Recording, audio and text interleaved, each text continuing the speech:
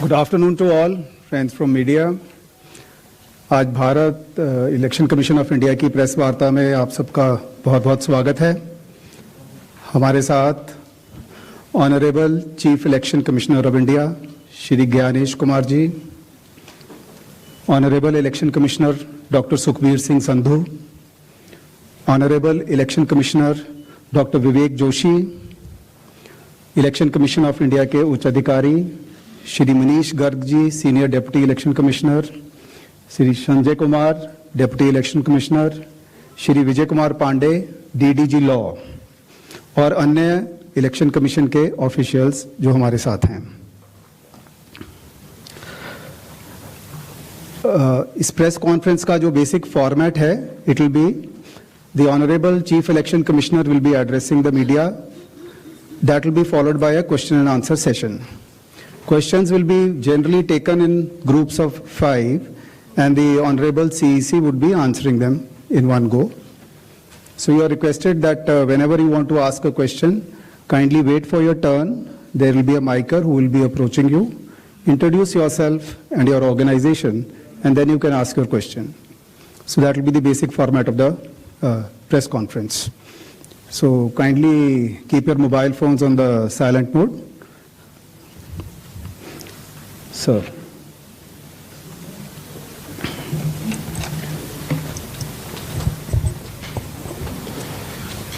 Honorable Election Commissioner Dr. Sukhbir Singh Sandhu ji, Honorable Election Commissioner Dr. Vivek Joshi ji, चुनाव आयोग के वरिष्ठ अधिकारीगण और मीडिया के मेरे दोस्तों, सबसे पहले चुनाव आयोग मतदाताओं के नाम एक संदेश देना चाहता है। भारत के संविधान के अनुरूप भारत का हर नागरिक जो 18 वर्ष की आयु पूरी कर चुका हो, उसे मतदाता अवश्य बनना चाहिए और मतदान भी अवश्य करना चाहिए। आप सभी जानते हैं कि कानून के अनुरूप हर राजनीतिक दल का जन्म चुनाव आयोग में रजिस्ट्रेशन से ही होता है। तो फिर चुनाव आयोग उन्हीं राजनीतिक दलों में भेदभाव कैसे कर सकता है? चुनाव आयोग के लिए न तो कोई विपक्ष है, न तो कोई पक्ष है, सब समकक्ष हैं। चाहे किसी भी राजनीतिक दल का कोई भी हो, चुनाव आयोग अपने संवैधानिक कर्तव्य से पीछे नहीं हटेगा। पिछले 2 दशकों से लगभग सभी राजनीतिक दल मतदाता सूची में त्रुटियों के सुधार के लिए मांग करते रहे हैं और इसी मांग को पूरा करने के लिए ही चुनाव आयोग ने गहन पुनरीक्षण अर्थात स्पेशल इंटेंसिव रिवीजन SIR की शुरुआत बिहार से की है।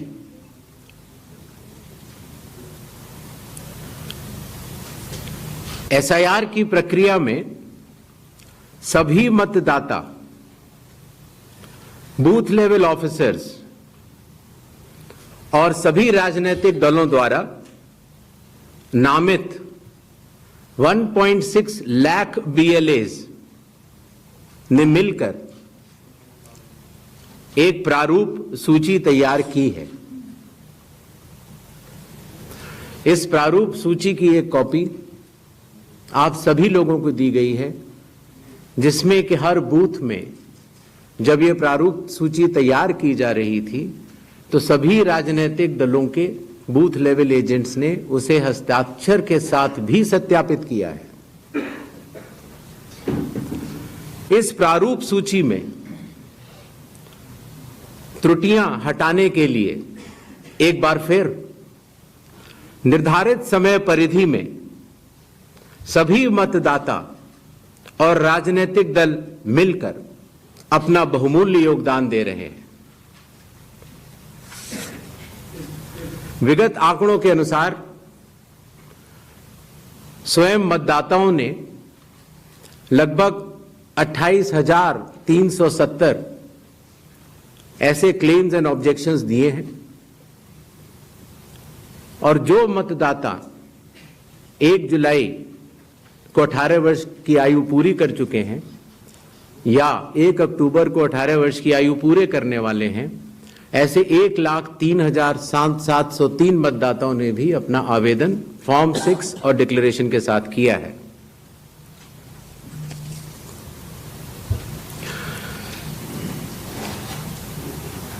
और इन क्लेम्स एंड ऑब्जेक्शंस के लिए, इन त्रुटियों को हटाने के लिए बिहार के एसआईआर में 1 अगस्त से 1 सितंबर का समय निर्धारित है। अभी भी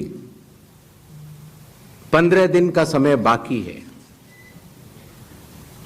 चुनाव आयोग सभी राजनीतिक दलों को उनके द्वारा नामित बूथ लेवल एजेंट्स को, नेशनल लेवल पॉलिटिकल पार्टीज को, स्टेट लेवल पॉलिटिकल पार्टीज को आह्वान करता है कि आने वाले 15 दिनों में जो भी प्रारूप मतदाता सूची उनको दी गई है उसमें अगर कोई भी त्रुटि हो तो उसको प्रिस्क्राइब्ड फॉर्म के तहत जमा करें। चुनाव आयोग के दरवाजे हमेशा सबके लिए समान रूप से खुले हुए हैं।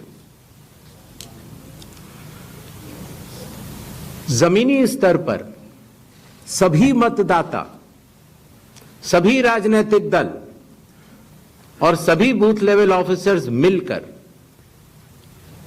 एक पारदर्शी तरीके से कार्य कर रहे हैं, सत्यापित भी कर रहे हैं, हस्ताक्षर भी कर रहे हैं और वीडियो टेस्टिमोनियल्स भी दे रहे हैं। यह एक गंभीर चिंता का विषय है कि राजनीतिक दलों के जिला अध्यक्षों और उनके द्वारा नामित बीएलएस के ये सत्यापित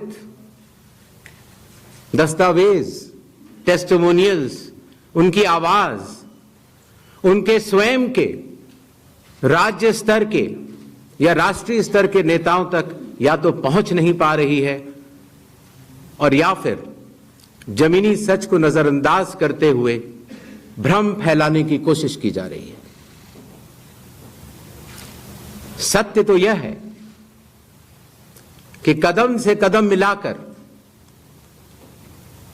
सभी स्टेक होल्डर्स बिहार के एसआईआर को पूर्ण रूप से सफल बनाने के लिए कटिबद्ध हैं, प्रयत्न कर रहे हैं और कठिन परिश्रम कर रहे हैं।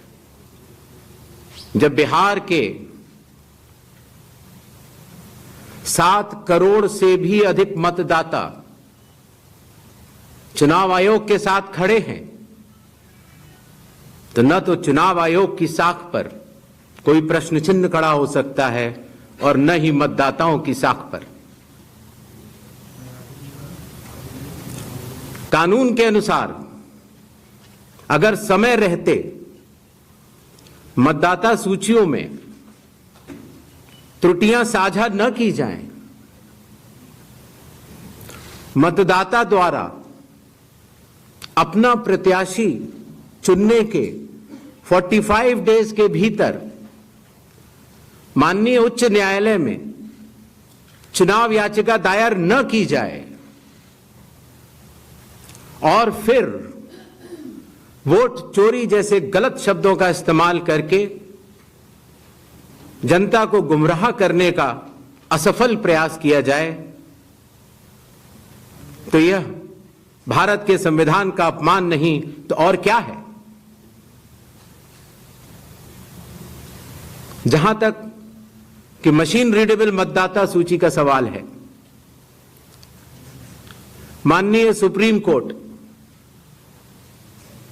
2019 में ही कह चुका है कि यह मतदाता की निजता का हनन हो सकता है। Voter privacy can be breached. हमने कुछ दिन पहले देखा कि कई मतदाताओं की फोटो उनकी अनुमति के बिना मीडिया के समक्ष रखी गई, उनके ऊपर आरोप लगाए गए, उनका इस्तेमाल किया गया।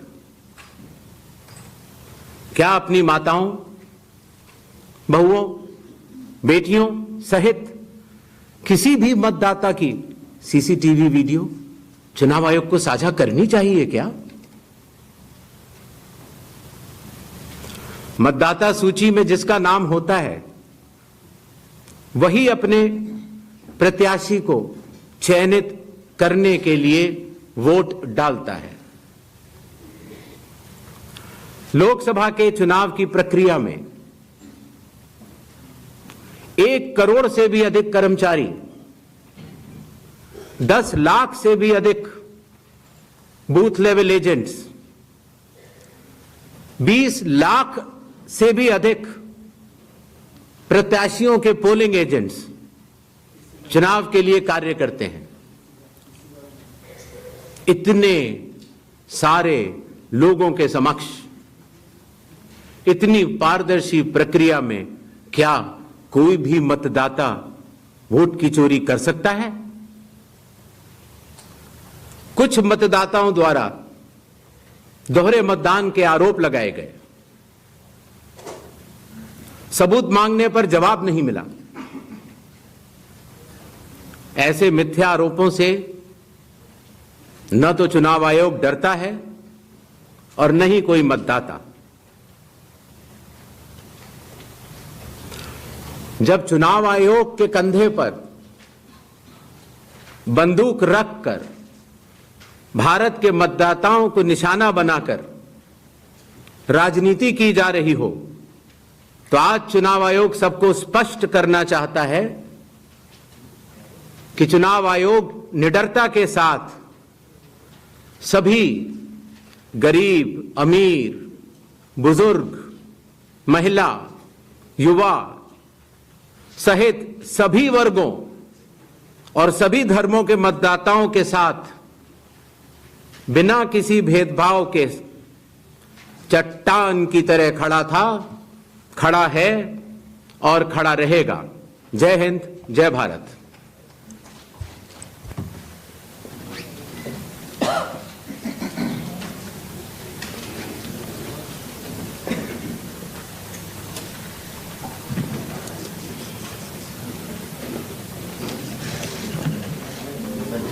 Mike, please.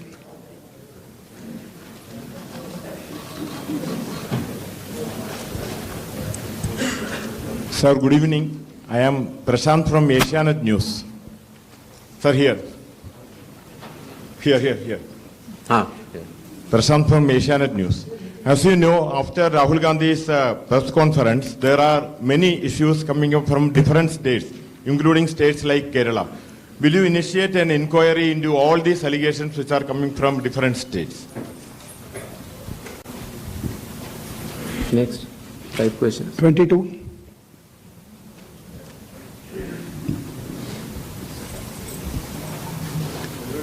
Sir. Please. I'll ask. Yeah. Hi. Please. Yeah. Go ahead. Yeah. Sir, Aishwarya Paliwal from Aaj Tak and India Today. Sir, 2 questions. First, sir, a lot of political parties have asked certain questions, but do you think all those questions are actually pointing towards the need for SIR? Sir, second question is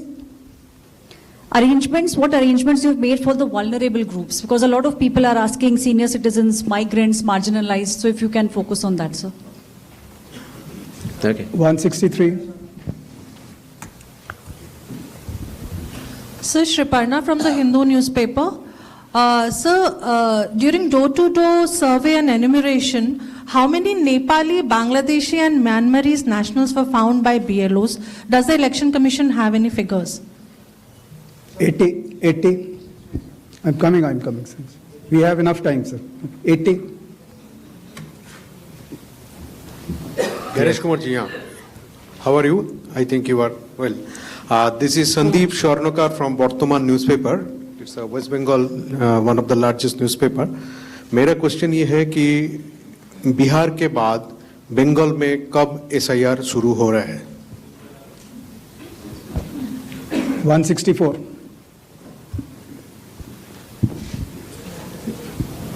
sir Neeraj हूँ news 18 India से, network 18 से। हमारा सवाल है कि special summary revision सालाना तौर पे होता है हर साल, तो SIR की जरूरत आपको कौन सा मतदाता सूची दोनों प्रक्रिया से अलग मिलेगा, हम ये जानना चाह रहे हैं। और एक सप्लीमेंट्री सवाल है इसी के साथ कि आपने कहा कि कुछ पॉलिटिकल पार्टीज के नेता भ्रम फैलाने की कोशिश कर रहे हैं। उनका यह भी कहना है, राहुल गांधी की मैं बात कर रहा हूँ, थोड़ी देर पहले उन्होंने कहा है क्यों उन्हीं से शपथ पत्र सिर्फ मांगा जा रहा है, दूसरे लोग, दूसरी पार्टी के लोग जो सवाल कर रहे हैं उनसे क्यों नहीं? तो इन 5 सवालों को पहले ले लेते हैं।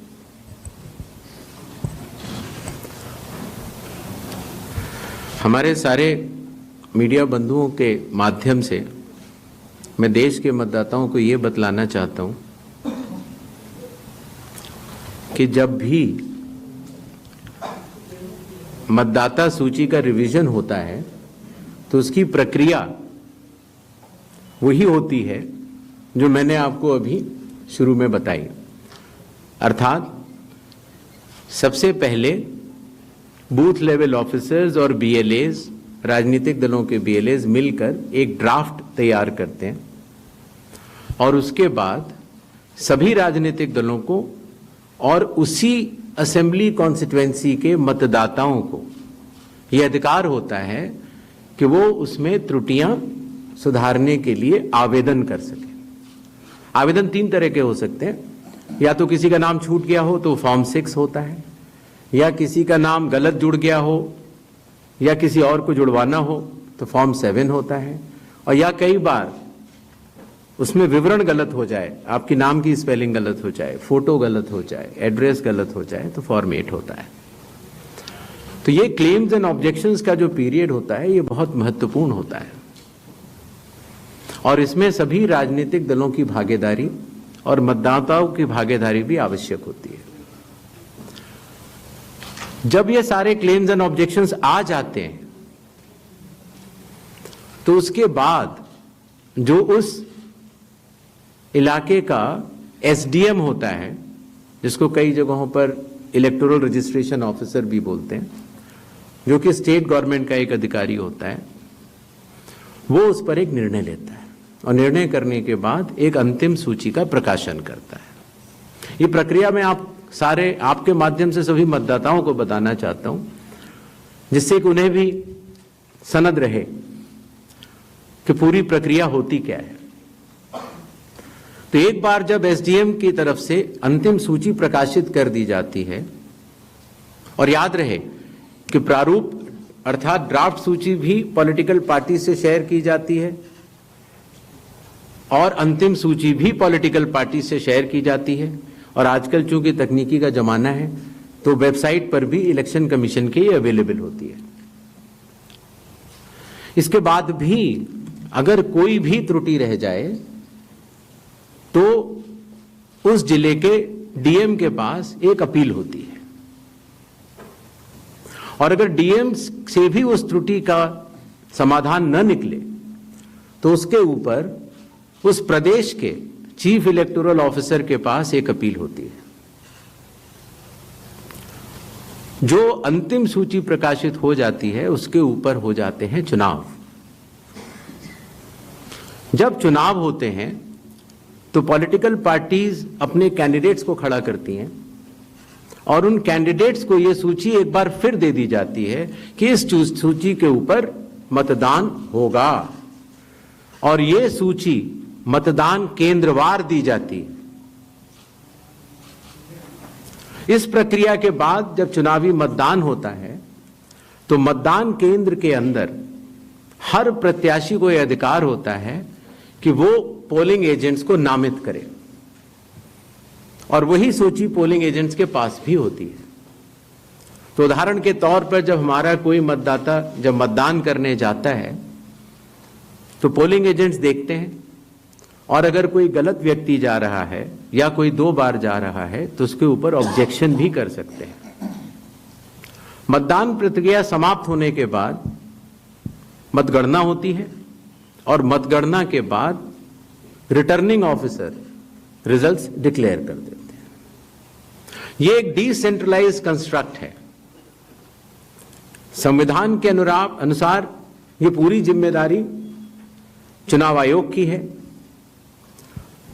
लेकिन लोक प्रतिनिधित्व कानून के तहत चुनाव आयोग तो एक छोटा सा 800 लोगों का एक समूह है, तो लोक प्रतिनिधित्व कानून के तहत चीफ इलेक्टोरल ऑफिसर, हर जिले का डिस्ट्रिक्ट कलेक्टर, जिसको डिस्ट्रिक्ट इलेक्टोरल ऑफिसर भी कहा जाता है, हर असेंबली कॉन्स्टिट्यूएंसी का इलेक्टोरल रजिस्ट्रेशन ऑफिसर जो कि एसडीएम भी होता है, बूथ लेवल ऑफिसर्स, ये सभी के सभी सिर्फ इसी काम के लिए चुनाव आयोग के पास डेपुटेशन पर भी रहते हैं, सिर्फ मतदाता सूची और मतदान कराने के लिए।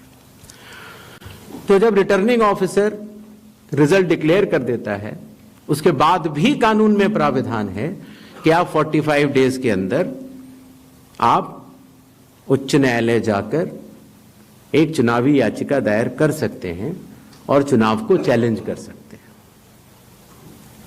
जब यह प्रक्रिया 45 दिन समाप्त हो जाते हैं, उसके बाद इस तरह के निराधार और आरोप लगाना, चाहे वो केरल हो, चाहे वो कर्नाटक हो, चाहे वो बिहार हो, जब 45 दिन चुनाव के बाद पूर्ण हो चुके हैं और किसी भी दल को, किसी भी कैंडिडेट को कोई भी गलती नजर नहीं आई, तो आज इतने दिनों के बाद इस तरह के निराधार आरोप लगाना, उनका उद्देश्य क्या है, ये सारे मतदाता और देश की जनता पूरा समझती है। जहां तक स्पेशल इंटेंसिव रिवीजन की जरूरत क्यों पड़ी और स्पेशल इंटेंसिव रिवीजन में और नॉर्मल जो रिवीजन हर साल होता है, दोनों में क्या फर्क है, यह बहुत अहम सवाल है। पिछले 20 सालों में हर साल रिवीजन होता रहा और जो एनुअल रिवीजन होता है उसमें साधारण तौर से एब्सेंटी, शिफ्टेड और एक जिसे कहते हैं कि एक रैंडम तरीके से उसका रिवीजन कर लिया जाता है।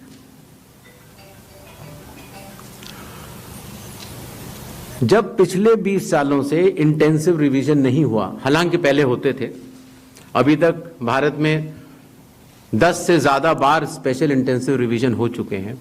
और स्पेशल इंटेंसिव रिवीजन की खासियत ये होती है कि मतदाता सूची को, इलेक्टोरल रोल को टोटली मैक्सिमम प्योरीफाई करने के लिए एक इन्यूमरेशन फॉर्म भरा जाता है और हर मतदाता उसको जब भर के देता है तो उसका नाम मतदाता सूची में फ्रेश, एकदम नए तरीके से सूची बनाई जाती है।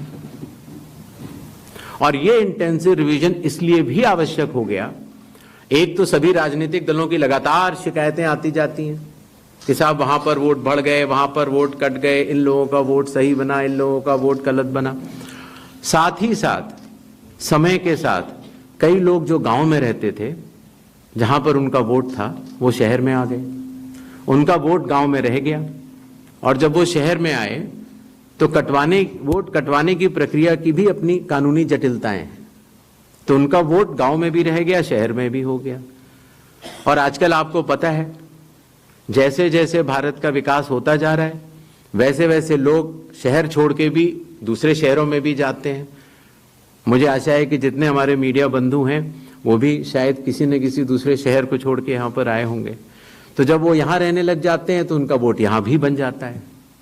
तो इस तरह से करते करते एक व्यक्ति के जाने या अनजाने में कई जगह वोट रह गए। तो मतदाता सूची को शुद्ध करने के लिए इन्यूमरेशन फॉर्म एकमात्र रास्ता रह जाता है, क्योंकि मैं आपको एक उदाहरण भी देता हूं।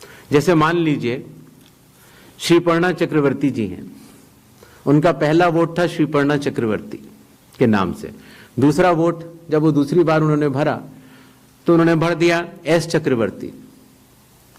पिताजी का नाम मुझे पता नहीं है, माफ करें, लेकिन ए बी चक्रवर्ती भरा। अगली जगह जब उन्होंने भरा तो उन्होंने कहा कि नहीं, अखिल बी चक्रवर्ती। तो यह असंभव हो जाता है जानना कि ये दो व्यक्ति एक है कि नहीं। तो एक ही तरीका है कि उसके लिए इन्यूमरेशन फॉर्म जारी किए जाएं और एक व्यक्ति एक बार में एक ही इन्यूमरेशन फॉर्म भरेगा, जिससे कि मतदाता सूची का शुद्धिकरण भी होगा। अगर उनका नाम गलत लिख गया है तो वो भी वो सही कर सकते हैं, अगर उनकी फोटो ठीक नहीं है तो वो भी सही कर सकते हैं, अगर उनका पता ठीक नहीं है, माता पिता का नाम ठीक नहीं है तो वो भी ठीक कर सकते हैं। तो ये रही SIR की आवश्यकता। SIR में डोर टू डोर जाना पड़ता है। बूथ लेवल ऑफिसर हमारे बिहार के लगभग 90,000 बूथ लेवल ऑफिसर्स 7,89,00,000 लोगों के घर घर जाकर उन्होंने एक एक व्यक्ति को एन्यूमरेशन फॉर्म दिया। जो लोग मृत पाए गए या जो लोग घर पे नहीं थे, जो पड़ोसियों ने कहा या उनके घर वालों ने कहा कि ये परमानेंटली शिफ्ट हो गए हैं, या जिन लोगों ने कहा कि नहीं साहब मैं तो पहले ही दूसरी जगह एन्यूमरेशन फॉर्म भर चुका हूं, अर्थात उसका नाम 2 जगह था, ऐसे लोगों के फॉर्म वापस नहीं मिले और 7,24,00,000 फॉर्म वापस मिले 30 दिन के अंदर।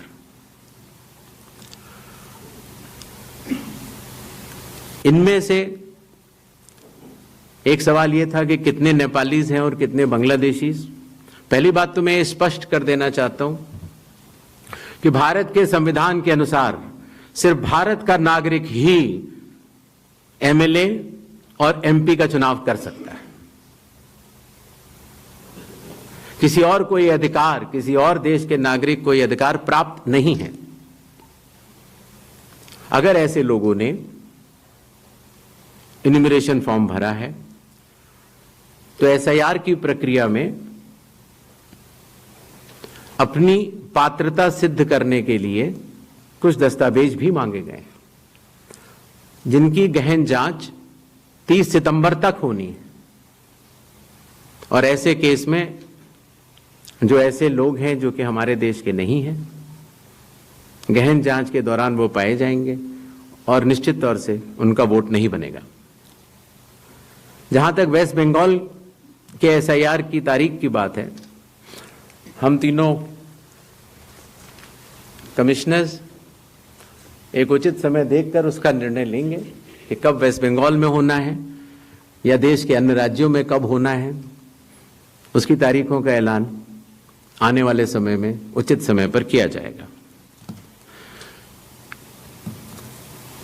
एक और सवाल था कि जब इतनी पारदर्शी प्रक्रिया है तो फिर भ्रम फैलाने वाली कोशिश पर आप कुछ लोगों से ये कह रहे हैं कि फॉर्म 7 दे दें और कुछ लोगों से कह रहे हैं कि आप शपथ पत्र दे दें। इसका जवाब ये है, लोक प्रतिनिधित्व कानून में जो सबके लिए बराबर है, मेरे लिए भी है, आपके लिए भी है और किसी भी सांसद के लिए भी है और किसी भी MLA जी के लिए भी है।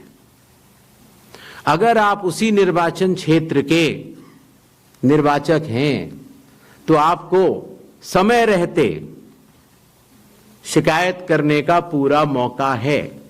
आप फॉर्म 6 भर सकते हैं, फॉर्म 7 भर सकते हैं, फॉर्म 8 भर सकते हैं। आपके राजनीतिक दल के बूथ लेवल एजेंट्स को भी यह अधिकार प्राप्त होता है कि वो एक शपथ देकर 10-10 फॉर्म भी बूथ लेवल ऑफिसर्स को दे सकते हैं, बशर्ते आप उस विधानसभा क्षेत्र के निर्वाचक हो।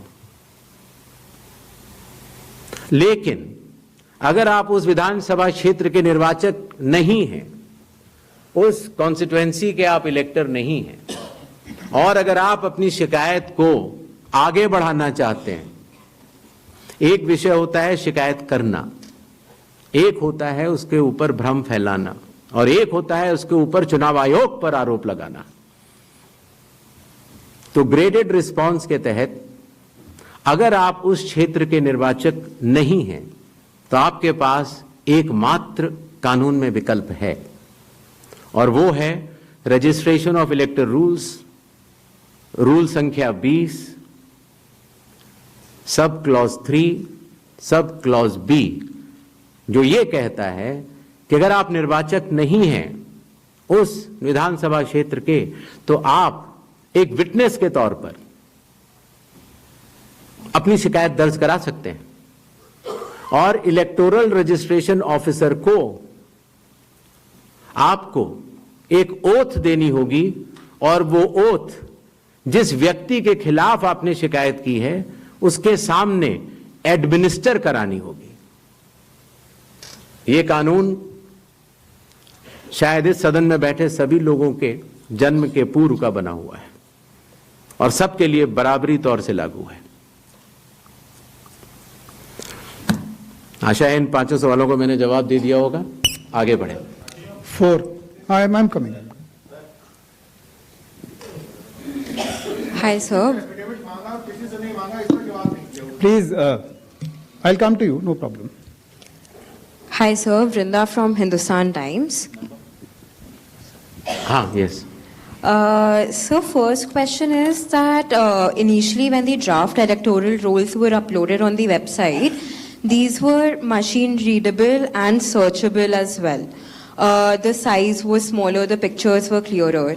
But soon after Rahul Gandhi's press conference, the roles were updated and they were changed into non-machine readable, non-searchable, low quality pictures. So was that because a lot of searches were being conducted in these roles? And secondly, why is the dual epic ID issue there in Bihar? Despite the commission saying back in May that, we have resolved it across the country. 76. Sir मैं मुकेश कौशिक हूँ दैनिक भास्कर से।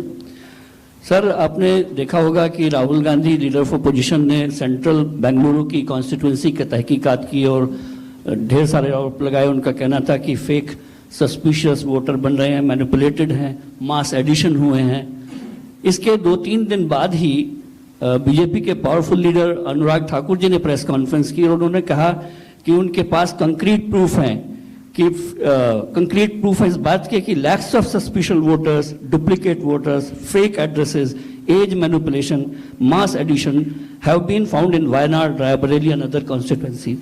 देश की 2 बड़ी राजनीतिक पार्टियां ये आरोप लगा रही हैं कि fake voters, bogus voters, manipulation of age, duplicate voters ये मौजूद हैं। तो आप कितना सहमत हैं और इन आरोपों के आप क्या जांच कोई कराएंगे? 196. Hi, I'm coming. Shri Gyanesh Kumar, मेरा नाम परंजॉय गुहा ठाकुरता है, मैं फ्रीलांस जर्नलिस्ट हूँ। Paranjoy Guha Thakurta. Sir, few questions. इतना हड़बड़ी में आपको एसआईआर करने का क्या जरूरत है जब बाहर चल रहे बिहार में बारिश के समय, और समय बहुत लोग कह रहे हैं बहुत कम है।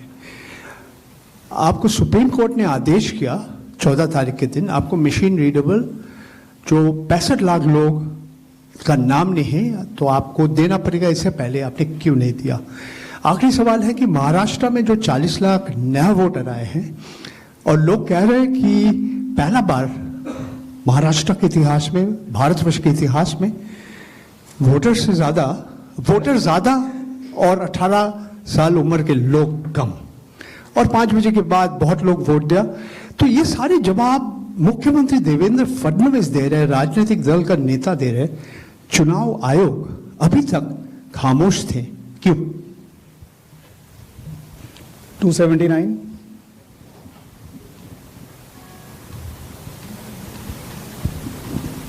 सर, मैं पीयूष पांडे हूं TV9 भारतवर्ष से। मेरा सवाल ये है कि AI और डीप फेक जैसे तकनीकी खतरे भी मंडरा रहे हैं, राजनीतिक दल उसका प्रयोग भी कर रहे हैं। क्या चुनाव आयोग के पास इस पर शिकंजा कसने के लिए कोई कानूनी प्रावधान है और क्या इसको लेकर के कोई कदम उठाया जा रहा है? दूसरा एक सवाल मेरा ये है कि सुप्रीम कोर्ट ने जब आदेश दिया तब चुनाव आयोग 65 लाख हटाए गए वोटरों की सूची जारी करने की दिशा में काम कर रहा है। क्यों राजनीतिक दलों के कहने पर पहले ऐसा नहीं किया गया? 147. We'll start the next round. Sir, sir मैं गौरव श्रीवास्तव टाइम्स नाउ भारत से। मेरा सवाल ये है सर कि चूंकि हम लोग चुनाव आयोग भी देखते हैं, सुप्रीम कोर्ट में सुनवाई भी देखते हैं, बार बार ये सवाल उठा, और जिस बात को आप कह रहे हैं कि भारत का संविधान कहता है कि भारत का नागरिक ही वोट डाल सकता है, लेकिन भारत के नागरिक ही वोट डाले और चुनाव आयोग नागरिकता तय करे के बीच की जो एक पतली सी रेखा है, उसको लेकर जो कानूनी लड़ाई है वो कैसे सुलझने वाली है।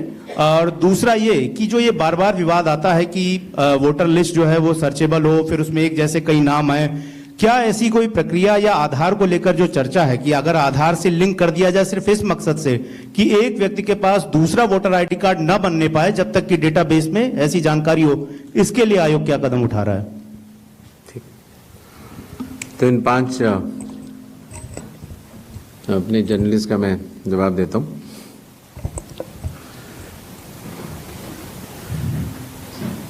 मशीन रीडेबल मतदाता सूची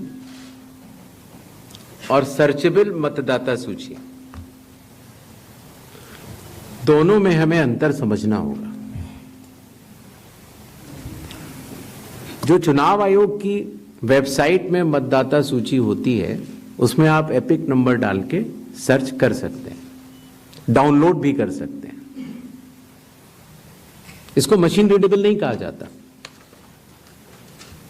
मशीन रीडेबल के ऊपर मैंने आपको शुरुआती उसमें बताया था कि 2019 में माननीय सुप्रीम कोर्ट ने भी इस विषय का गहन अध्ययन किया और ये पाया कि मशीन रीडेबल इलेक्टोरल रोल देने से वोटर की प्राइवेसी का हनन हो सकता है। इसलिए मशीन रीडेबल एक अलग चीज है। जो मशीन रीडेबल का अर्थ ये होता है कि आप उस इलेक्टोरल रोल को पढ़ भी सकते हैं। उसमें अगर आपके पास कंप्यूटर पे वो लिस्ट सूची आ गई तो आप ये फोटो उठा के दूसरी जगह भी डाल सकते हैं। अगर आपने एक व्यक्ति की फोटो दूसरी जगह डाल दी और पलट दी तो वो व्यक्ति वोट ही नहीं कर पाएगा, क्योंकि जब वो वोट करने जाएगा तो उसका चेहरा नहीं मिलेगा। तो मशीन रीडेबल एक अलग चीज है, मशीन रीडेबल वर्जित है। तो उसको आप, ये चुनाव आयोग का अकेला फैसला नहीं है, ये चुनाव आयोग का फैसला माननीय सुप्रीम कोर्ट के जजमेंट के बाद है और 2019 से है। तो मशीन रीडेबल अलग चीज हो गई और एक लिस्ट को सर्च करना वो एक अलग विषय हो गया। जब आप एक लिस्ट को सर्च करते हैं तो उसमें एक सवाल यह आया था कि डुप्लीकेट एपिक की समस्या चुनाव आयोग ने जब पहले सॉल्व कर ली तो इस तरह के डुप्लीकेट एपिक दोबारा कैसे आए। डुप्लीकेट एपिक दो तरीके से हो सकते हैं। एक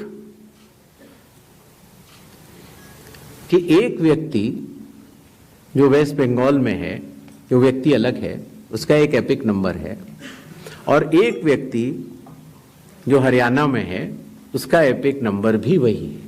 अर्थात एपिक नंबर 1 व्यक्ति 2।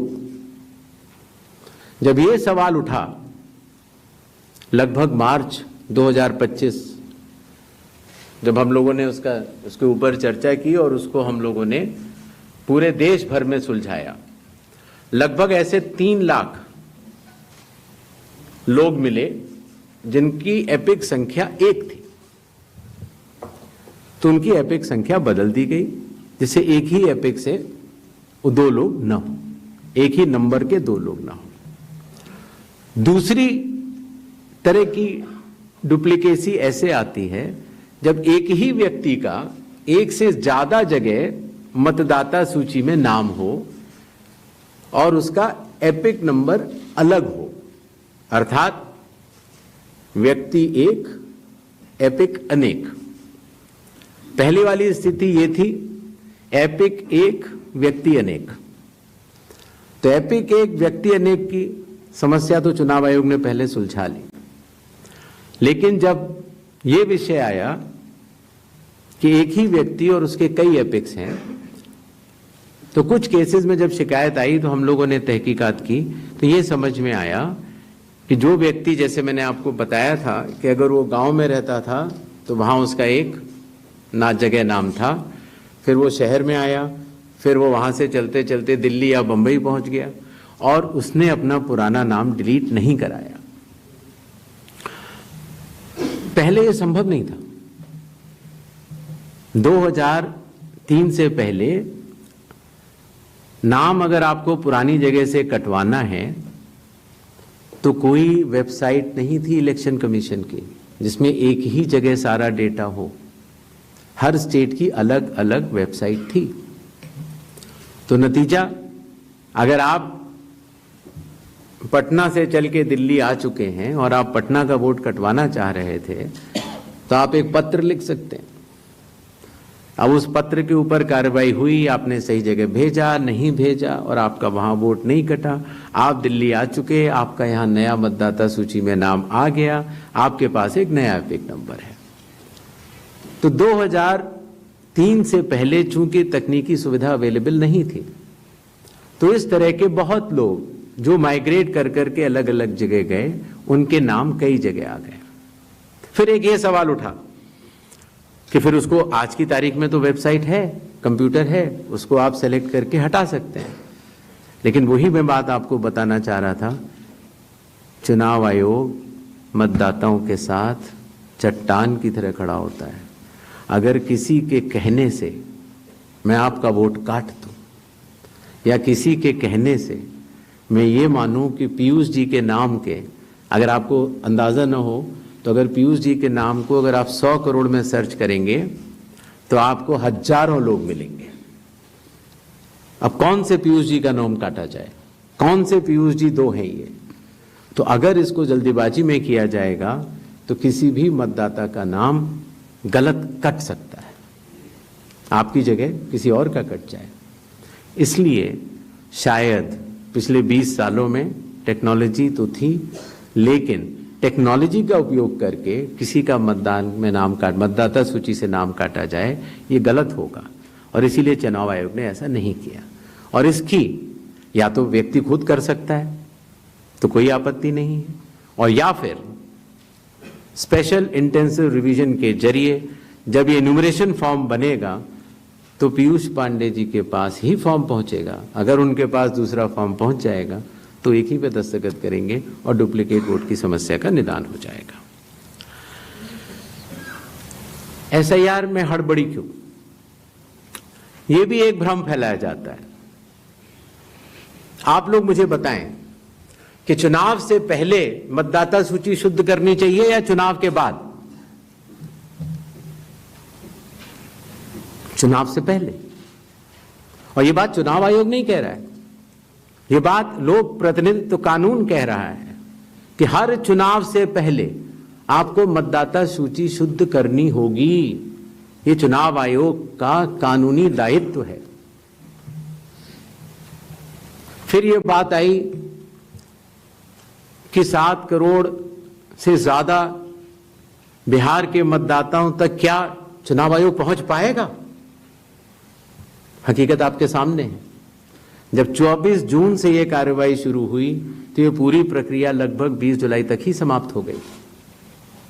फिर यह बात आई कि साहब जुलाई में क्यों? उस समय मौसम अच्छा नहीं होता। तो आपकी जानकारी के लिए मैं बताना चाहता हूं कि बिहार में इसके पहले भी 2003 में एसआईआर हुआ था और उसकी तारीख थी 14 जुलाई से 14 अगस्त, और तब भी सफलतापूर्वक हुआ था और इस बार भी सफलतापूर्वक सबके एन्यूमरेशन फॉर्म्स वापस आ गए। एक और सवाल पूछा गया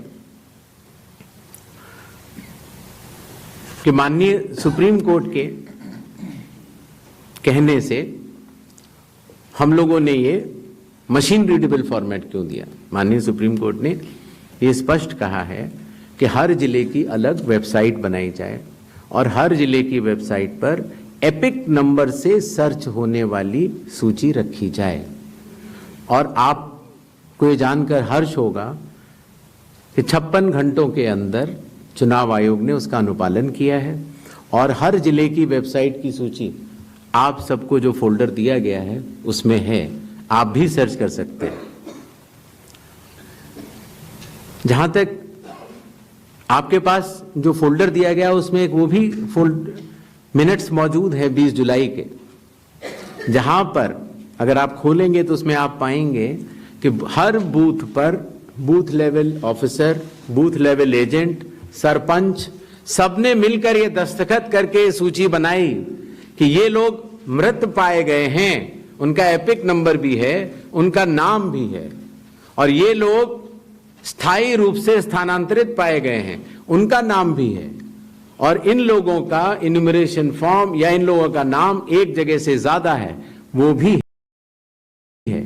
आप उस सूची को देखें तो ऐसा नहीं है कि चुनाव आयोग ने ये लिस्टें साझा नहीं की थी, लेकिन चूंकि इसका अंतिम निर्णय अभी ईआरओ ने नहीं लिया था, इसीलिए ये सूचियां राजनीतिक दलों को दे दी गई थी, और कुल मिलाके जिन लोगों के इन्यूमरेशन फॉर्म नहीं आए वो 1 अगस्त को जब ड्राफ्ट लिस्ट दी गई थी राजनीतिक पार्टियों को, वो भी दस्तावेज आपको दिए गए हैं जिसमें कि हर पॉलिटिकल पार्टी ने साइन करके ये लिस्ट ली है, जिसमें कहा है कि ये वाले नाम तो आ चुके हैं प्रारूप सूची में और ये वाले नाम नहीं आए हैं।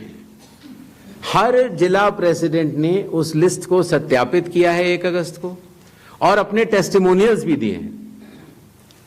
तो ये सूचना और भी लोगों तक पहुंचे, आप तक भी पहुंचे। चुनाव आयोग तो पारदर्शिता का स्वागत करता है और ये बहुत ही अच्छी बात है। शायद इससे अगर कुछ लोग जो छूट गए हों, अगर वो नाम दे पाए, तो चुनाव आयोग का तो नारा है हर पात्र मतदाता को सूची में लाना है और हर अपात्र मतदाता को सूची से हटाना है। तो उस उद्देश्य में ये हमारी मदद कर रहा है। एआई और डीप फेक हमारे लिए वास्तव में चुनौती है। अभी कल किसी एक ट्विटर हैंडल पर एक एआई जनरेटेड वीडियो थी जो कि सत्य से परे, लेकिन इस तरह की चुनौतियों का सामना करने के लिए चुनाव आयोग तो भरसक प्रयास करेगा, लेकिन कानून के दायरे में ही रहकर कर सकता है।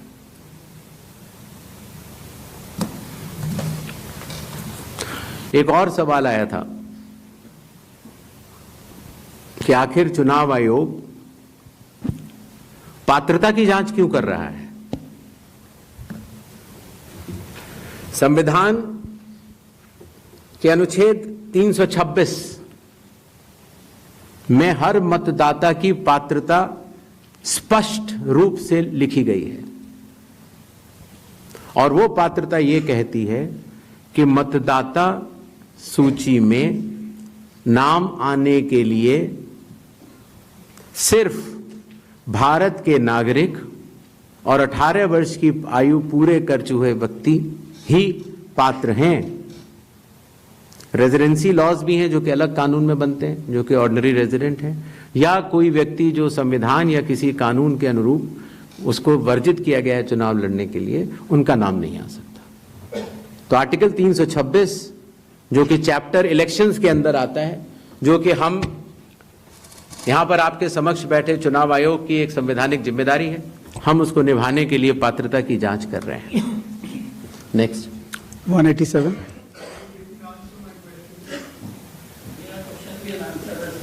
Will come back. उसका जवाब मैं दे चुका हूं, शायद आपने, मैं दोबारा बता देता हूं।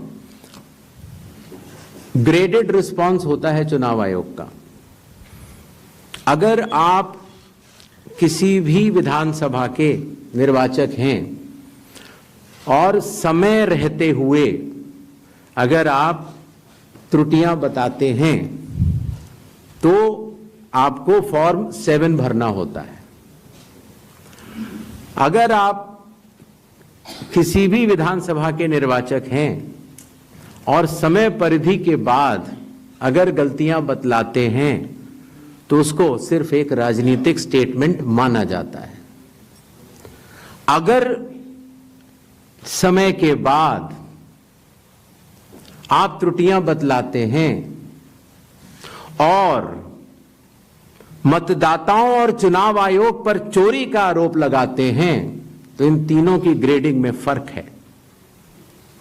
और इसीलिए मैं सभी से ये निवेदन करूंगा कि अगर आप निर्वाचक नहीं हैं और अगर आपको शिकायत करनी है चुनाव आयोग के समक्ष, तो आपके पास, मेरे पास, किसी भी सांसद के पास, किसी भी एमएलए के पास और आपके पास भी सिर्फ एक ही विकल्प है, और वो विकल्प है registration of electoral rules, rule 20 sub clause 3 sub clause B, जिसमें कि आपको इलेक्टोरल रजिस्ट्रेशन ऑफिसर के सामने जिस भी कारण से आप बता रहे हैं कि ये गलत है, आप वो एविडेंस प्रोड्यूस करेंगे और आप शपथ लेंगे और आप इस बात को बताएंगे आगे। 187 Gyanesh sir, We'll come back. Ankit Gupta ABP news से।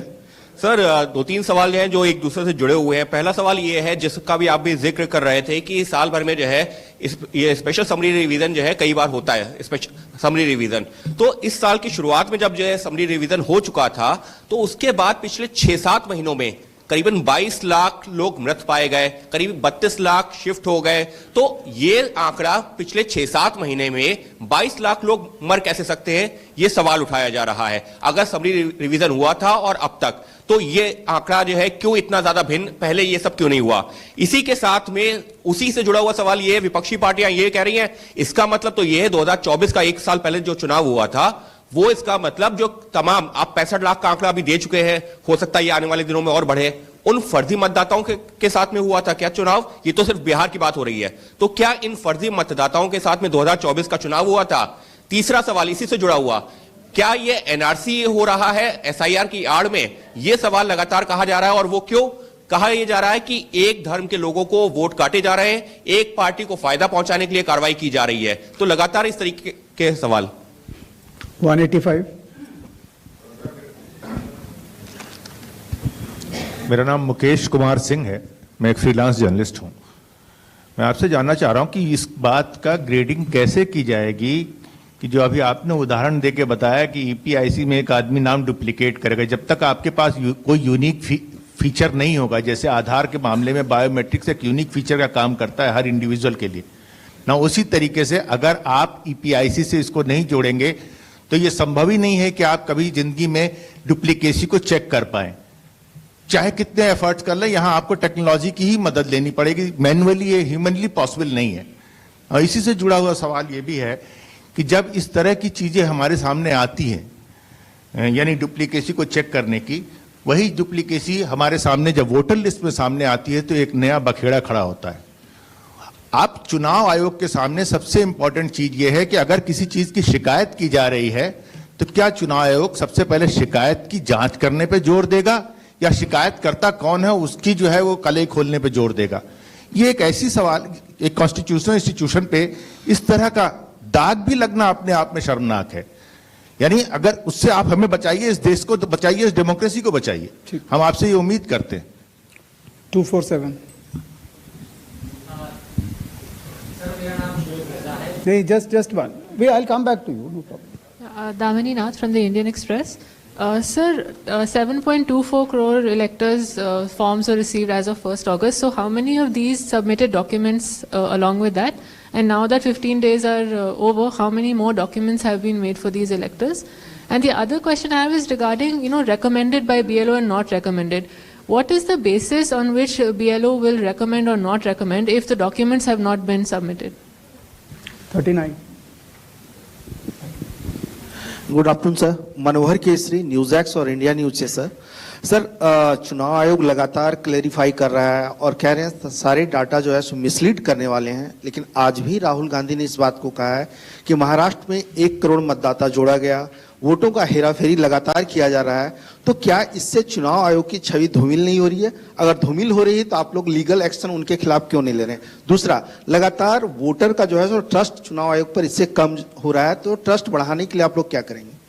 218 हेलो, इधर सर, मैं सर इधर राइट साइड, प्रशांत देव न्यूज 24 से। 2 सवाल हैं सर मेरे। पहला सवाल ये है कि जो 65 लाख नाम कटने की बात आ रही है, ये तो ठीक है, आंकड़े बढ़ भी सकते हैं, घट भी सकते हैं। कितने नाम जुड़े फॉर्म 6 के, मतलब नए मतदाताओं को, जब से एसआईआर शुरू हुई कितने नाम जुड़े? दूसरा, आपने कई बार ये बात कही कि निराधार आरोप लगाए जा रहे हैं, वोट चोरी की जा रही है जिसमें कोई सत्यता नहीं है। अगर ये बात सच है, दूसरी तरफ आप ये कहते हैं कि वैध मतदाता कोई छूटे नहीं, और अगर कोई लीडर, कोई भी लीडर अगर इस तरह का झूठ बोल रहा है, क्या आपके पास कोई अधिकार नहीं है उनके खिलाफ कानूनी कार्रवाई करने का? आप उनको बनाते हैं, रजिस्ट्रेशन देते हैं। ये दो सवाल है सर। पहला ये था कि 6 महीनों में इतने मृत लोग कैसे पाए गए। शायद इसका जवाब मैं पहले दे चुका था कि पिछले 20 सालों से जब ये नॉर्मल रिवीजन होता है तो घर घर जाकर इन्यूमरेशन फॉर्म नहीं दिया जाता है, और शायद इसलिए कई बार जब घरों में किसी की मृत्यु हो जाती है तो वो इन्फॉर्मेशन बीएलओ के पास कैसे आएगी? तो बीएलओ के पास अगर उस परिवारजनों ने न बताई तो बीएलओ के पास संभव नहीं होगा। इसीलिए 22 लाख मतदाता कोई 6 महीने में मरे हुए नहीं हैं। ये वो मृत मतदाता हैं जो लगभग पिछले 20 सालों में रिकॉर्ड करने से छूट गए, और इन्यूमरेशन फॉर्म की वजह से ये सत्य सामने आ रहा है। एक बात जो मैं आपके माध्यम से भारत की जनता तक पहुंचाना चाहता हूं वो ये है कि मतदाता सूची एक विषय है और मतदान करना दूसरा विषय है। मतदाता सूची में किसी का नाम गलत आ सकता है, अगर बूथ लेवल ऑफिसर से गलती हुई हो या राजनीतिक दलों ने उस पर ध्यान न दिया हो, तो किसी भी व्यक्ति का नाम मतदाता सूची में गलत आ सकता है। शायद ही किसी भी मतदान केंद्र में उस लेवल का परफेक्शन एसआईआर से पहले न रहा हो जहां की इस तरह की त्रुटियां न रही हो। इसके दो कारण हैं। एक तो हमारे बूथ लेवल ऑफिसर्स की जो ट्रेनिंग अब हम लोगों ने दिल्ली में शुरू की है, और उसके साथ साथ उनके दायित्व को उनको समझाना। आपको अंदाज होगा कि कितने बूथ लेवल ऑफिसर्स हैं इस देश में? 10.5 लाख। तो 10.5 लाख बूथ ऑफिसर्स इस गुणवत्ता के साथ काम करें, प्रयत्न पूरा होता है, लेकिन कुछ गलतियां रह जाती हैं। अब वो गलतियां सुधारी कैसे जाएं? तो उन गलतियों को सुधारने के लिए ही चुनाव आयोग ने जिन जिन राजनीतिक दलों को मान्यता दी है उन दलों को ही यह अधिकार दिया है कि आपके जिला अध्यक्ष बूथ लेवल एजेंट्स को नामित कर सकते हैं, और वो उनको सूची भी दी जाएगी और वो उसको शुद्ध भी कर सकते हैं। बूथ लेवल एजेंट्स भी उसी बूथ में रहने वाला व्यक्ति होता है। तो ये हमारी एक साझा जिम्मेदारी है, मतदाता की, बूथ लेवल ऑफिसर अर्थात चुनाव आयोग के पास जो डेपुटेशन पर अधिकारी है उसकी, और राजनीतिक दलों की। तो मतदाता सूची को शुद्ध करना, जिस पर हम आगे अब एसआईआर के साथ बढ़ रहे हैं, तो साझी जिम्मेदारी है। लेकिन बिहार में चूंकि हमारे बूथ लेवल ऑफिसर्स ने बूथ लेवल एजेंट्स और राजनीतिक दलों के साथ मिलकर ही काम किया, उसकी कॉपीज मैंने आपको दी हैं कि जो लोग मृत पाए गए, जो लोग स्थानांतरित पाए गए, जिन लोगों के 2 जगह मतदाता सूची में नाम है, वो सभी ने मिलकर सत्यापित किए हुए हैं। तो शायद इसीलिए जब 1 अगस्त के बाद हमारी डेली बुलेटिन आनी शुरू हुई तो किसी भी राजनीतिक दल ने अभी तक एक भी आपत्ति दर्ज नहीं कराई है। तो क्या इसके 2 ही अर्थ हो सकते हैं, या तो प्रारूप सूची एकदम शुद्ध है, जो कि चुनाव आयोग नहीं मानता। चुनाव आयोग कह रहा है कि 1 सितंबर तक हम समय देते हैं, इसमें त्रुटियां हो सकती हैं, आइए सब लोग आइए इसको शुद्ध करते हैं। 15 दिन अभी बाकी हैं। 1 सितंबर के बाद अगर उसी तरह के आरोप लगने शुरू हुए तो जिम्मेदार कौन? हर मान्यता प्राप्त दल को अभी भी 15 दिन बाकी हैं। अगर आपको अंदाज हो तो 1.5 लाख से ज्यादा बूथ लेवल एजेंट्स हैं। बूथ लेवल ऑफिसर तो सिर्फ जब हम लोगों ने किया था तो 77,000 थे, उसके आधे थे। हम लोगों ने ये काम 20 दिन में समाप्त कर दिया था। तो मतदाता सूची का गहन परीक्षण एक एक नाम के आगे मैं निवेदन करना चाहता हूं, आपके जरिए आह्वान करना चाहता हूं कि सभी 12 राजनीतिक दल, चाहे वो राष्ट्रीय पार्टी के हों चाहे वो स्टेट पार्टीज के हों, अभी भी समय रहते 1 सितंबर से पहले इसमें गलतियां बताएं। चुनाव आयोग सुधारने के लिए तैयार है, लेकिन 1 सितंबर के बाद नहीं, क्योंकि उसके बाद वही दौर शुरू हो जाता है कि मतदाता सूची एक अलग चीज होती है और मतदान अलग चीज होती है। मतदान में जब कोई वोटर वोट करने जाता है और वो बटन दबाता है तो एक ही बार दबा सकता है। मतदाता सूची में अगर 2 जगह नाम हो तो वोट चोरी कैसे?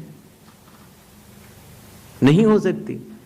वोट तो एक मतदाता एक ही बार डाल सकता है, और इसीलिए हमने कहा था कि चूंकि इस तरह की पीपीटीज बनाई जाएं जिसमें कि चुनाव आयोग के डेटा को गलत तरीके से एनालाइज किया जाए और उसके जरिए यह कहा जाए कि चूंकि मतदाता सूची में ये नाम है इसीलिए मतदान गलत हुआ। मतदाता सूची और मतदान 2 अलग विषय हैं और इन दोनों को अलग अलग ही देखा जाता है। दोनों के कानून भी अलग हैं। मतदाता सूची का कानून है लोक प्रतिनिधित्व कानून 1950 और मतदान करने का कानून है लोक प्रतिनिधित्व कानून 1951। दोनों के नियम अलग हैं, दोनों के लोग अलग हैं, और दोनों चीजों को जुड़ा के ऐसा भ्रम फैलाना कि अगर मतदाता सूची में कोई ऐसी चीज है, जैसे एक विषय आया था, किसी ने कहा कि साहब हाउस नंबर 0 है, 80,000 लोगों के हाउस नंबर 0 हैं, इसीलिए वो फर्जी हैं। अगले दिन कई सारे मतदाता खड़े हो गए, उन्होंने कहा नहीं साहब हम तो यहां रहते हैं। तो आपके थ्रू मैं जनता को बताना चाहता हूं कि हर पंचायत और हर म्यूनिसिपैलिटी में जरूरी नहीं है कि आपका घर होते हुए भी उसको घर का नंबर दिया गया। तो चुनाव आयोग जो कि एक एक मतदाता को ढूंढ कर उसका वोट डलवाता है। आपको पता है अरुणाचल प्रदेश का एक गांव है मालेगांव, जहां सिर्फ एक मतदाता बहन के लिए पूरा चुनाव आयोग 2 दिन तक ट्रैकिंग करके जाता है और उनका वोट लेके आता है। वही चुनाव आयोग जो गिर फॉरेस्ट के पीछे एक महंत हैं, उनके लिए 1.5 दिन की ट्रैकिंग करने जाता है, पूरा वोट बूथ बनाता है और वोट लेके आता है। उस कर्मठता से, और आज से नहीं 75 सालों से, उस विरासत से, कर्मठता से कार्य करने वाले चुनाव आयोग के ऊपर अगर निराधार आरोप आप मतदाता सूची और मतदान को मिला के और जनता के सामने अगर ये कहें कि चोरी हो रही है तो ये गलत बात है। जनता सब समझती है। किसी व्यक्ति के अगर 2 जगह वोट भी हो तो भी वो एक ही जगह वोट करने जाता है। 2 जगह वोट करना कानूनी अपराध है। और अगर कोई भी व्यक्ति ऐसा कहता है तो सबूत तो चाहिए। सबूत मांगा था, मिला नहीं। इसी तरीके से जिन लोगों के पास घर नहीं होता, आप लोग भाग्यवान हैं, कई लोगों के पास घर नहीं होता लेकिन उसका नाम भी मतदाता सूची में होता है। और उसका पता क्या दिया जाता है? उसका पता वो जगह दी जाती है जहां वो व्यक्ति रात को सोने आता है, कई बार सड़क के किनारे, कई बार पुल के नीचे, या कई बार लैंप पोस्ट के किनारे। और फिर अगर ये कहा जाए कि वो फर्जी मतदाता है, ये हमारे गरीब मतदाताओं, बहनों, भाइयों और बुजुर्गों के साथ एक बहुत बड़ा खिलवाड़ है। 0 नंबर। आपको पता है इस देश में करोड़ों लोगों के घरों के पते के आगे 0 नंबर है। क्यों? क्योंकि पंचायत, म्यूनिसिपैलिटी, जिस घर में वो रहते हैं उन्होंने उनका नंबर नहीं दिया। शहरों में अनऑथराइज्ड कॉलोनीज हैं जहां उनको नंबर नहीं है, तो वो अपने फॉर्म में क्या पता भरें? तो चुनाव आयोग के निर्देश कहते हैं अगर ऐसा कोई भी मतदाता इस देश में है, चुनाव आयोग उसके साथ खड़ा है और उसको नोशनल नंबर देगा। और चूंकि कंप्यूटर में जब उसको भरते हैं तो वो 0 दिखता है। इसका अर्थ ये नहीं है कि वो मतदाता नहीं है। मतदाता बनने की शर्तों में आपका पता इतना अनिवार्य नहीं है जितनी कि आपकी नागरिकता और आपके 18 वर्ष की आयु पूरा होना और जितना कि आप उस बूथ के आजू बाजू में रहते हैं।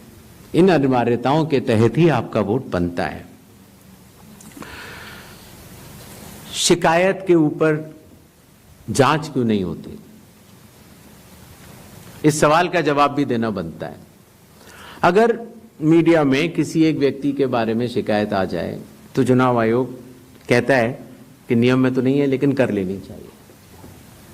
वो सीईओ को बोलता है, या सीईओ कई बार चीफ इलेक्टोरल ऑफिसर स्वतः संज्ञान ले लेते हैं, डीएम स्वतः संज्ञान ले लेते हैं और जांच कर लेते हैं। लेकिन अगर आरोप 1.5 लाख मतदाताओं का हो तो क्या बिना किसी सबूत के, बिना किसी हलफनामे के 1.5 लाख मतदाताओं को नोटिस जारी कर दिया जाए?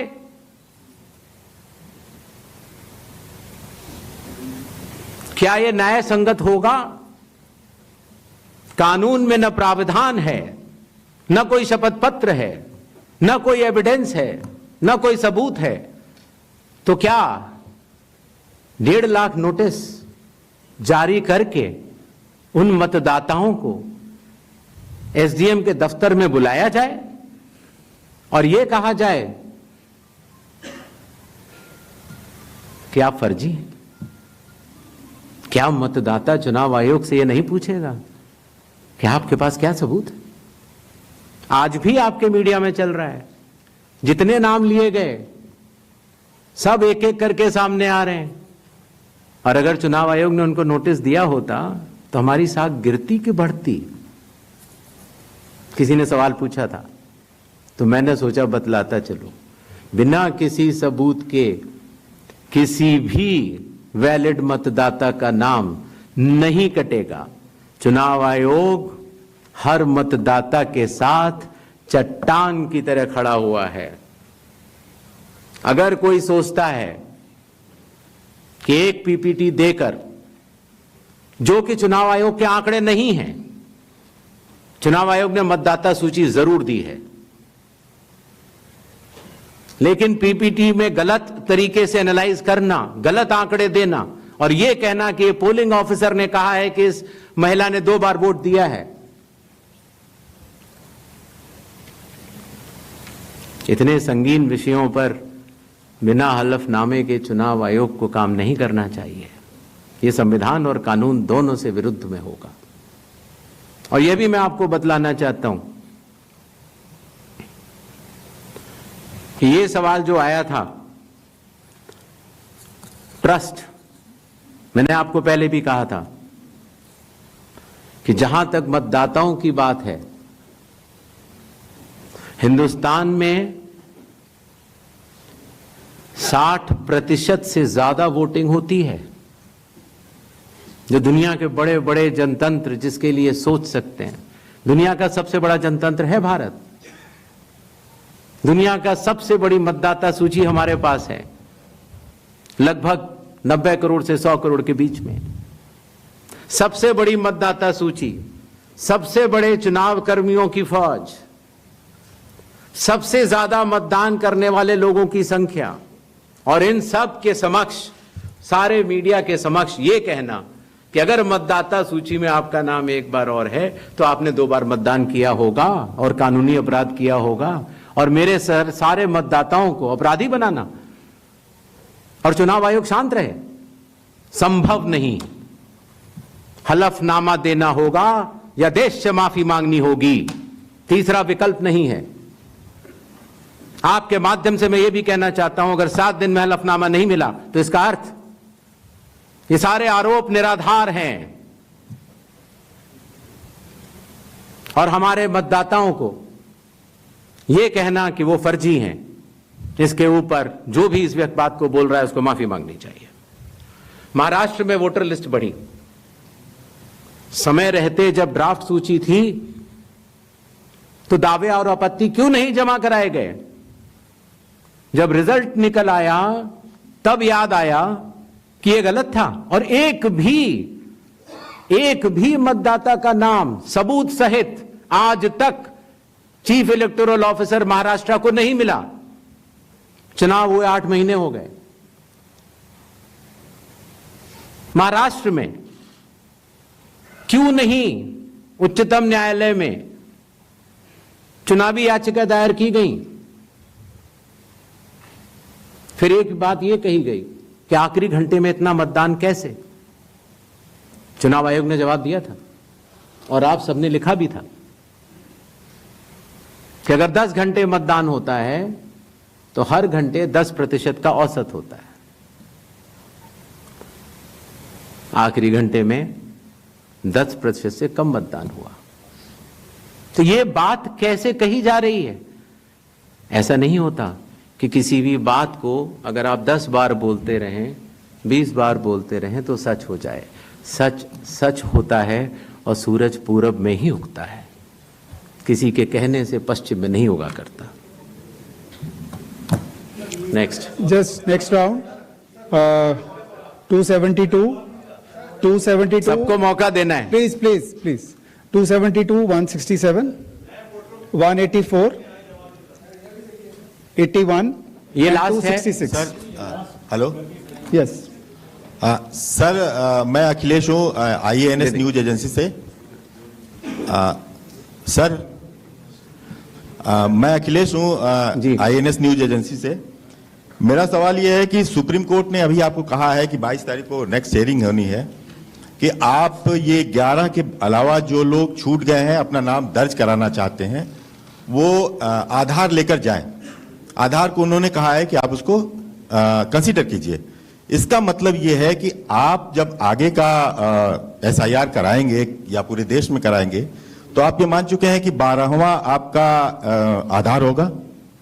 दूसरी बात, दूसरा सवाल मेरा कि राहुल गांधी संवैधानिक पद पे हैं, नेता प्रतिपक्ष हैं, उनके तमाम सवालों को आपने जवाब दिया और कहा कि सबूतों के साथ आरोप लगाया जाना चाहिए।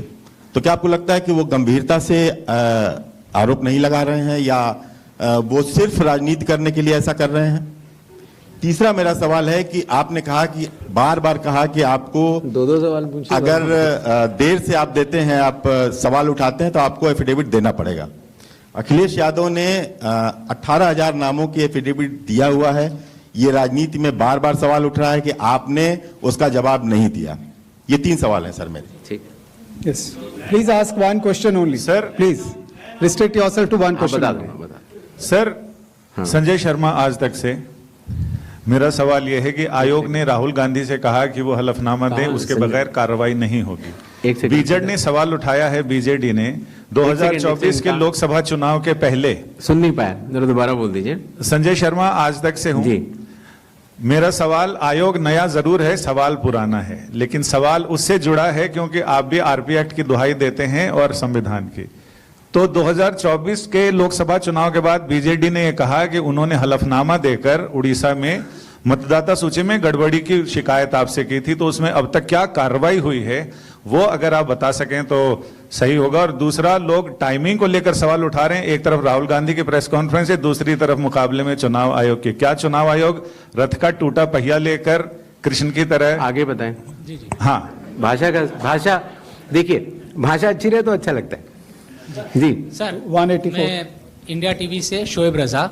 मेरा सवाल सर ये है कि बिहार में जो ड्राफ्ट की सत्यता की जांच हो रही है, बाद में जो सर्टिफिकेट दिए जा रहे हैं, ऐसी बहुत बड़ी आबादी है। हम गए थे बिहार में, जो वो दस्तावेज 11 के 11 में से एक भी नहीं दे पा रहे। अभी हम देख रहे थे कि उनमें से मूल निवास प्रमाण पत्र के लिए एक होड़ मची हुई है बनाने की, आधार से ही बन रहा है वो भी।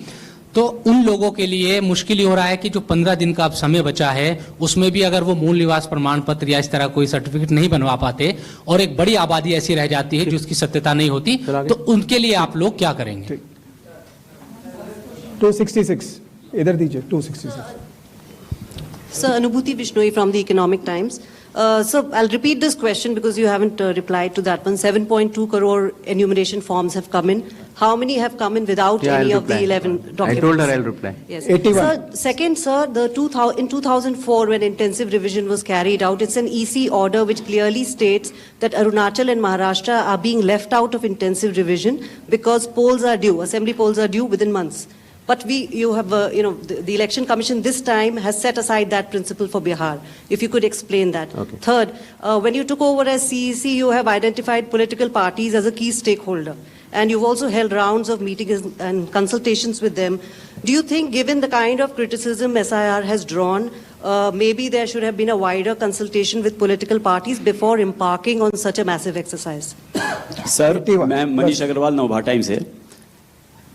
हाँ सर, जैसा कि आपने कहा राहुल गांधी के बारे में कि हलफनामा देना होगा या देश से माफी मांगनी होगी 7 दिन के अंदर, नहीं तो हम मानेंगे सारे आरोप निराधार हैं. अगर राहुल गांधी ऐसा नहीं करते हैं तो क्या भ्रम की स्थिति ऐसी देश में फैली रहेगी? चुनाव आयोग अपने स्तर पे क्या इस बात को कंफर्म करेगा कि जो वोटर लिस्ट हमारी है वो बिल्कुल ओके है और आरोप निराधार हैं? सेकंड इज, जो एसएसआर हर साल होता है सर, जैसे बिहार की बात करें तो 22 साल बाद हो रहा है, तो 3 साल वोटर हर साल जुड़े, 65 लाख अगर वोटर, तो क्या हमारी चुनाव आयोग की कोई जिम्मेदारी नहीं जो हर साल एसएसआर हो रहा है कि वे कैसे एटलीस्ट डेड वोटर कैसे जुड़ रहे हैं हर साल, तो क्या उनकी भी कोई जवाबदेही बनती है सर? Thank you. पहली बात, प्लीज. पहली बात ये दोबारा आई कि साहब डेट्स को लेकर पूछा गया, तो मैंने स्पष्ट किया था कि लोक प्रतिनिधित्व कानून के अंतर्गत जो रिवीजन होता है वो चुनाव से पहले होता है. बिहार का चुनाव 22 नवंबर 2025 से पहले संपन्न किया जाना है, क्योंकि बिहार की जो हमारी विधानसभा है उसकी कालावधि वहां समाप्त हो रही है. हमारे पास 1 जनवरी 2025 का एक स्पेशली रिवाइज्ड किया हुआ एक रोल था, इंटेंसिव नहीं था. आमूमन तौर से चुनाव से 6 महीने से अगर ज्यादा हो तो हम लोग को वोटर लिस्ट रिवाइज करनी चाहिए. तो अगर 1 जनवरी से 22 नवंबर तक हम रिवाइज नहीं करते तो इस 11 महीने से ज्यादा के अरसे में काफी त्रुटियां हो सकती थी. अगर हम 1 अप्रैल 4 ही तारीख को हो सकता है रिवीजन कानून के तहत, 1 जनवरी, 1 अप्रैल, 1 जुलाई और 1 अक्टूबर, तो उन्हीं तारीखों को जो 18 साल की उम्र प्राप्त करते हैं उनको वोट का अधिकार मिल जाता है. तो अगर हम 1 अप्रैल करते तो फिर ये बात आती कि अभी तो आपने एसएसआर कराया है तो आप फिर करा रहे हैं. अगर हम 1 अक्टूबर करते तो ये बात आती कि बिल्कुल चुनाव सर पर है. तो एक ही विकल्प उपलब्ध था और वो था 1 जुलाई की क्वालिफाइंग डेट मानते हुए एक रिवीजन होना चाहिए. दूसरा विषय, तो इंटेंसिव रिवीजन क्यों, एसएसआर क्यों नहीं? ये बात मैं आप लोग ही तो कह रहे हो कि एसएसआर में इतना गहन परीक्षण नहीं हुआ, इसीलिए कई त्रुटियां पाई गईं जो कि अब इन्यूमरेशन फॉर्म से आ रही हैं. दरअसल एसआईआर ही तो है जो इन सारे आरोपों का जवाब है. अगर एसआईआर में सब लोग मिलकर, सारी राजनीतिक पार्टियां मिलकर अगर मतदाता सूची को शुद्ध बनाने के लिए, राजनीतिक उद्देश्यों से परे जाकर राष्ट्र निर्माण के लिए, राष्ट्र सेवा के लिए अगर मतदाता सूची को शुद्ध बनाने के लिए काम करना चाहें तो आज भी बिहार में 15 दिन बाकी हैं. और चुनाव आयोग उन सभी का शुक्रगुजार रहेगा जो मतदाता सूची शुद्ध करने के लिए अपना योगदान देंगे. ये बात कही गई कि किसी एक राज्य से, उड़ीसा से या उत्तर प्रदेश से कुछ शिकायतें की गई। बात वहीं की वहीं है। चुनाव हारने या जीतने के बाद जिस मतदाता सूची पर चुनाव हुआ उसके ऊपर बिना हलफनामा दिए, हलफनामा दिया गया ये बात ठीक नहीं है, बिना हलफनामा दिए, बिना ओथ दिए, सिर्फ एक पत्र लिखकर अगर हमारे बूथ लेवल ऑफिसर्स और एसडीएम्स और डीएम्स इनके कार्यशैली पर अगर कोई प्रश्न चिन्ह लगाता है तो ये गलत है। एक सवाल जो मैं पिछली बार जवाब नहीं दे पाया था कि साहब जो ये एसआईआर बिहार में चल रहा है उसमें कितने लोगों के डॉक्यूमेंट आ गए, कितने लोगों ने रिकमेंड किया, किस बूथ लेवल क्या रिकमेंड किया, डाटा लेने की कोशिश तो हो रही है। लेकिन मैंने आपको पहले बताया था कि चुनाव आयोग मल्टी लेवल कंस्ट्रक्ट से काम करता है। Booth level officer booth level पर है, जहां औसतन करीब 1000 से कम मतदाता है, 200 घर हैं। उसके ऊपर आता है बूथ लेवल सुपरवाइजर जो 10 बूथ लेवल ऑफिसर के ऊपर काम करता है। उसके ऊपर आता है एसडीएम, उसके ऊपर आता है डीएम, उसके ऊपर आता है चीफ इलेक्टोरल ऑफिसर, और मतदाता सूची का कार्य वहीं समाप्त हो जाता है। चुनाव आयोग में न तो मैं, न मेरे साथी चुनाव आयोग, न कोई चुनाव आयुक्त का अधिकारी और न आप कोई भी वोट जोड़ सकते हैं या काट सकते हैं सिवाय कानूनी प्रक्रिया का पालन किए, कोई भी। तो आपको इस बात को समझना होगा कि इस कंस्ट्रक्ट में जो डिसेंट्रलाइज कंस्ट्रक्ट है, इसमें बूथ लेवल ऑफिसर ने जब किसी मतदाता से डॉक्यूमेंट्स लिए या उसने दिए तो कितने डॉक्यूमेंट्स लिए, क्या उसको रिकमेंड किया या नहीं किया, ये सारा विषय अभी भी एसडीएम स्तर पर विचाराधीन है, जिसका निर्णय 30 सितंबर तक आएगा। और उसके पहले इस सवाल का जवाब पूछना और बताना दोनों ही त्रुटिपूर्ण भी रहेगा और वो भी रहेगा। अगर आप आधार के बारे में आपने बोला, माननीय सुप्रीम कोर्ट का स्पष्ट आदेश है कि जो लोग एग्रीव्ड हैं, जो लोग ड्राफ्ट सूची से एग्रीव्ड हैं, वो लोग अपने इन्यूमरेशन फॉर्म को आधार के साथ जमा कर सकते हैं और चुनाव आयोग उस बात को मानता भी है, उसका पालन भी करता है। आई होप आप सबके काफी प्रश्नों का हम लोग जवाब दे पाए होंगे। Thank you so much. Thank you. Please join us for tea on the 4th floor. और जाने से पहले एक बार और आखिर 100 करोड़ की मतदाता सूची और बिहार के 7 करोड़ की मतदाता सूची में सवाल भी कई हैं और जवाब भी कई हैं। सच सुनने की क्षमता भी होनी चाहिए और समझने की क्षमता भी। तो मैं सिर्फ इतना कहना चाहता हूं जाने से पहले कि एक बार फिर आप सबके माध्यम से भारत के मतदाताओं को बहुत बहुत नमस्कार। और सभी राजनीतिक दलों से हम यह आह्वान करते हैं कि अभी भी प्रारूप सूची में कोई भी त्रुटि हो तो आगे आएं और हमें 1 सितंबर तक बताएं। 1 सितंबर के बाद बतलाने से कोई फायदा नहीं होगा। जय हिंद, जय Bharat. Join us for tea on the 4th floor, please. आओ फोटो खिंचवा।